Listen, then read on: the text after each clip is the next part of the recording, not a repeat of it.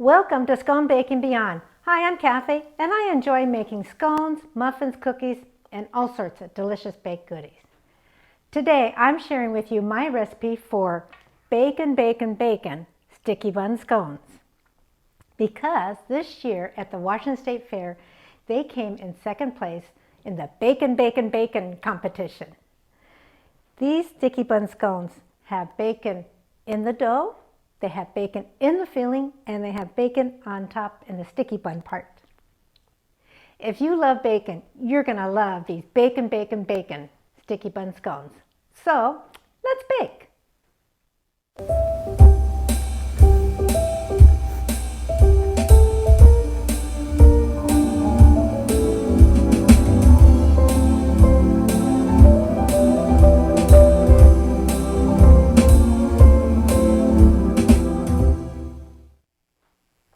This recipe takes 10 slices of bacon, and how I cook my bacon is that I take a foil-lined rim baking sheet, I put a cooling rack in there, and then I lay my bacon pieces on the cooling rack, and I bake it at 425 degrees for about 20 to 30 minutes. The time all depends upon how thick a slice of bacon you get, and I do get thick slice, center cut bacon, and I like Hempler's bacon for this recipe. So let's get started. Whenever I make scones, the first thing I do is I grate my butter. So I have here 1/2 cup of regular butter, and I'm going to grate this butter.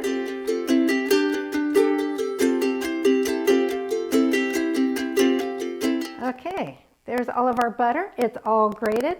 Now I've handled this butter, and it's starting to come up to room temperature. So what I'm going to do is I'm going to put this butter up in the freezer. I want to keep this butter as cold as I can for as long as I can, because what happens is before the butter melts, it creates steam, and that steam creates wonderful layers in your scones. So we're going to put these up in the freezer. Because these are sticky bun scones, we want to start with the topping.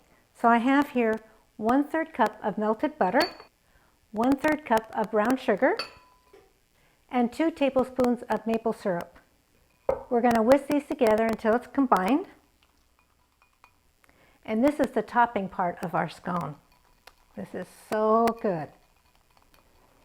So once that's totally combined and smooth, we're going to put this into our 12-cup muffin tin. And you don't need to even grease this or anything. There's enough butter in there. That'll work just fine. And I put about a tablespoon into each little cup of our butter, brown sugar, maple syrup mixture. So I'm going to put about a tablespoon in each one of these. Just divide it evenly amongst all the 12 muffin tins. And to that, I'm going to add 4 slices of that bacon that I cooked up already. And I'm just going to give this a rough chop. I've already got it started. And you can have these pieces as big as you want or as small as you want. I like having them a pretty good size just so that you can see that there's bacon on top. I don't want it too small. So they're about a 1/2 inch to, or they're about a 1/4 inch to about a 1/2 inch in size. So just give it a nice rough chop. And then we're going to divide this bacon amongst all 12 cups.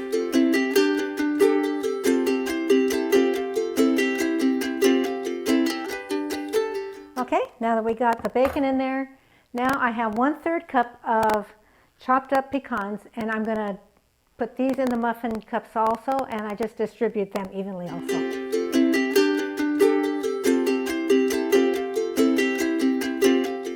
There we go. Now we're going to set this aside. Okay, now it's time to get our dry ingredients together. So I have here 2 cups of unbleached all-purpose flour, and to that I'm going to add 1/4 cup of whole wheat pastry flour. I like adding a little whole wheat flour to all my baked goods, but I use whole wheat pastry flour because it's lighter in texture. And to that I will add 1/2 cup of sugar, 2 teaspoons of baking powder, 1/2 teaspoon of baking soda, and 1/2 teaspoon of salt. And like I said, there's bacon in the topping, there's bacon in the dough, and there's bacon in the filling. So now it's time for the bacon in the dough. But I chopped up my bacon and I just given a rough chop, but it's too large a pieces for the dough. So what I'm going to do is I'm going to put in the food processor and give it about 10 pulses until it gets really fine.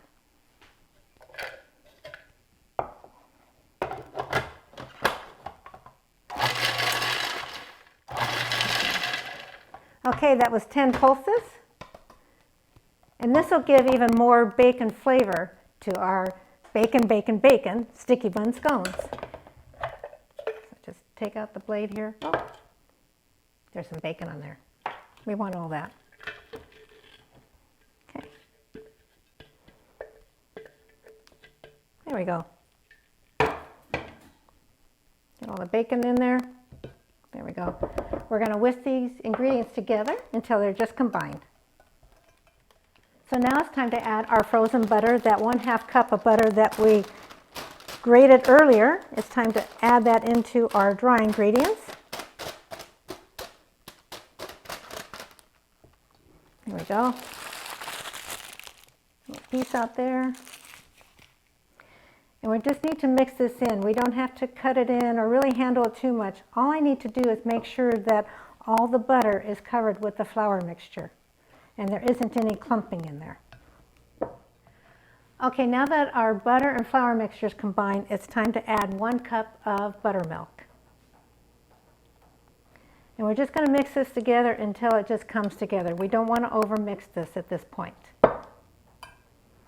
Okay, all right. It's all mixed up. We're going to flour our board here. What we're going to do is we're going to take our dough out. And it's pretty loose, and that's okay. Just give it a couple turns in the bowl to pick up whatever dry little bits you have on the bottom. And you might still have a few dry bits down there, and that's okay. So now we're going to leave the scone making world and kind of use a technique from croissant making. And what we're going to do is we're going to pat this out into a square and make sure we have enough flour here. We're going to pat this out into a square, and then I'm going to roll it out into a 12-inch by 12-inch square.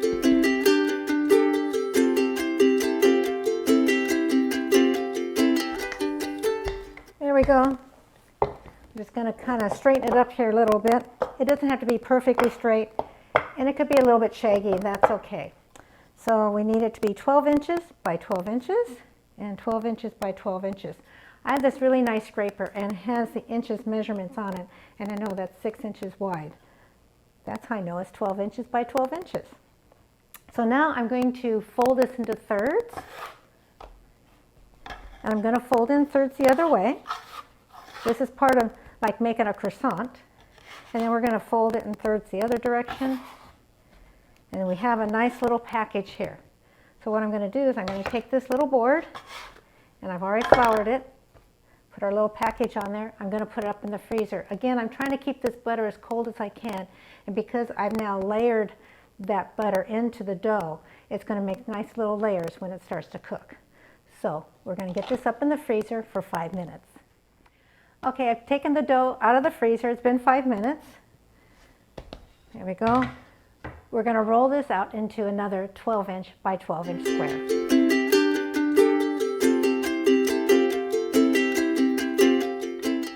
Okay, let's see how we're doing. We're going to just straighten this up. And this time we really want it 12 inches by 12 inches and not real shaggy. So that looks good. That looks great. So we're right there, that over there. So now it's time to put some filling in it. And so right now we have bacon in the topping, bacon in the dough, and now it's time to put bacon in the filling. So I have here 1 tablespoon of bacon fat just to give it a little more bacon flavor. And to that, I'm going to add 1 tablespoon of melted butter and 1 tablespoon of maple syrup. And we're just going to whisk that together. So now we're going to spread this all over the dough, and you may not need all of it. And we're going to leave about 1 inch down here at the bottom, closest to me, where I'm not going to put anything on. I just want to make sure the end pieces are going to get just as much flavor as the middle pieces. And now I'm going to add 1/2 cup of brown sugar, and we're just going to spread that about. Okay, now that the brown sugar's on, well, you know, we need some more bacon, right? We have bacon in the topping, bacon in the dough. It's time to put some in the filling. So I have here 5 slices of bacon, and I'm going to chop these up to about 1/4 inch.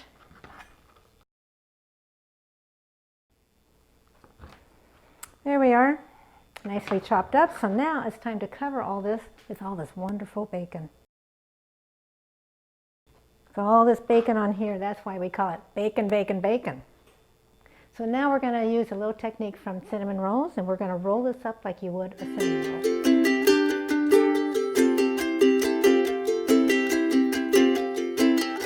There we go. Now I'm trying to keep this from spreading out, so kind of keep it tidied up as you do this, and keep it 12 inches by 12 inches. So I'm going to keep on rolling it, and I'm going to pinch this edge together.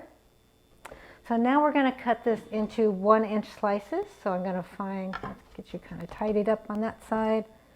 I always start with, where's the middle?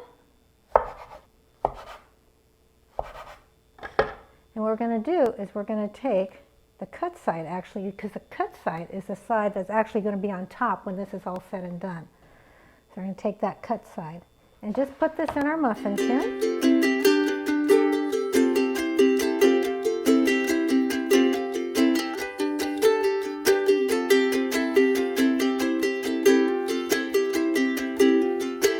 And there's the last one.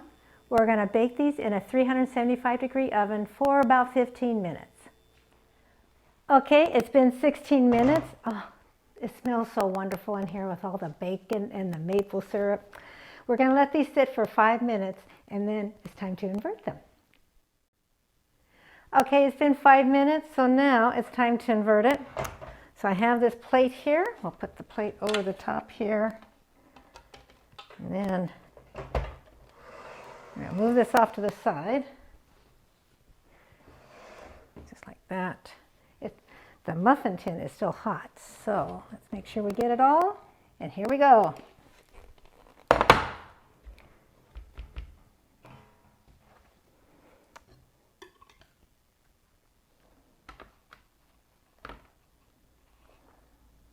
Aha.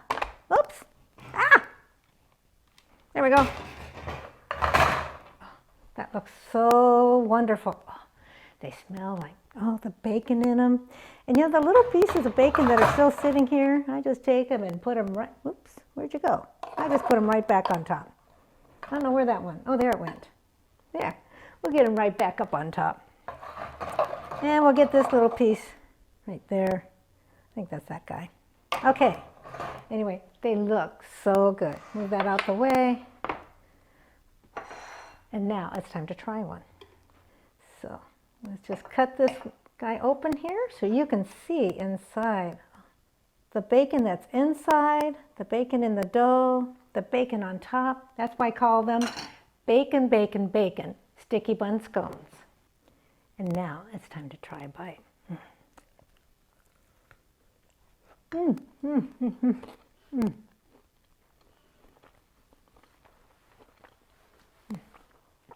This is so good and so loaded with bacon. And that maple syrup in there, and then the crunchiness of the pecans. Oh, you're going to love making these. You're going to love eating these. They are so good. For the complete recipe, please go to my website, sconebaking.com, and there is a link below. If you like this video, please give it a thumbs up, and please subscribe for future videos. I hope this recipe inspires you to bake. Thank you for watching.